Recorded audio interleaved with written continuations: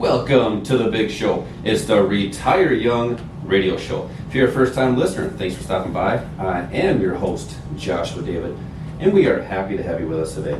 Once again on the program, I have my great friend, my great pal, and he is the mastermind of this whole operation. It's not me, Mr. Al Connickson. Al, how are you doing today? I'm doing really well, Josh. How are you? I'm doing really good. It's always great to be back helping our Retire Young family make better investing decisions. Al, we got another big show this week. We had another really good move in this market. And a lot of people are wondering, well, what the heck? It was down this week. Well, we're going to talk about that stuff today. So we're going to talk a lot about financial literacy and hope to elevate everybody's game on this financial literacy or lack thereof. And we're going to get into retirement, how the institutions or the successful are trading for income in their accounts. So before we do that, Al, I want to get into what's happening in these markets. I mentioned we had another great move this week. The Dow was down, the S&P was down about 2.8%. The dollar was down a lot, 0.28%. Big difference there. Big difference there, but the dollar was also down about 1.7%. What is going on in these markets, and why are these markets so phenomenal, even if they're going down? Right. Well, to make it very basic, we look at the markets as never being a bad market. It doesn't make any difference if it's going up or down. There are opportunities both directions and sideways, because sometimes the market goes sideways. But yeah, this was an interesting week. The NASDAQ had its first back-to-back down weeks, and the stocks that make up what's really moved this market, the big five, the Facebook, Amazon, Apple, Microsoft, and Google, those stocks have been kind of the go-to, which is kind of interesting because typically years ago people would have looked at those as being a little more aggressive, but that's what people have been going to, and they've actually kind of taken a step back. So people have kind of gone from the fear of missing out to maybe now just not quite knowing what to do. We talk always about the different opportunities that are available. It's not always in one index or one sector. We see a lot of rotation, and that's what helps people if they want to really have the opportunity to participate on a consistent basis, is being able to identify maybe which of the sectors, which of the industries are outperforming, which are going to underperform.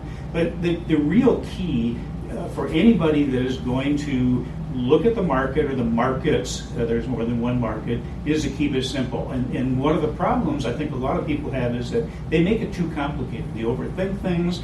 They try to absorb all of the different ideas and opinions that are out there, and then they think that the market should do something based on what they have read or what someone has said. And we've seen the market doesn't do that. It kind of has a mind of its own.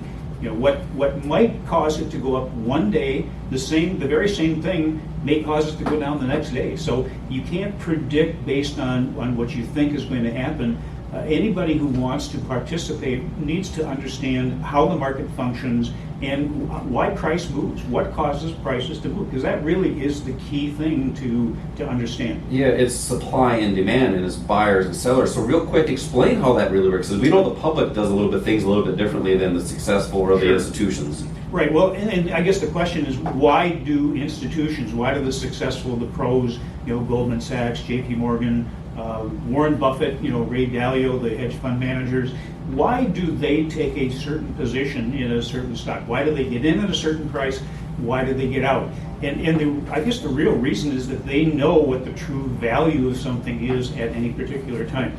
One of the reasons is that they have access to data and research and access to people within these companies, within these corporations that we don't have. The bottom line is, Josh, it really doesn't make any difference why they do something. The important thing is for us to understand what they're doing and as accurately as possible to identify it before they actually do it. And that sounds like it's a little far-fetched, but that's what a strategy that our students use is designed to do. Well, the thing is a strategy. Average investors or the typical public doesn't have a strategy. And to understand how the institutions or the successful are doing it, you want to understand how they're doing that, but also how to execute like them.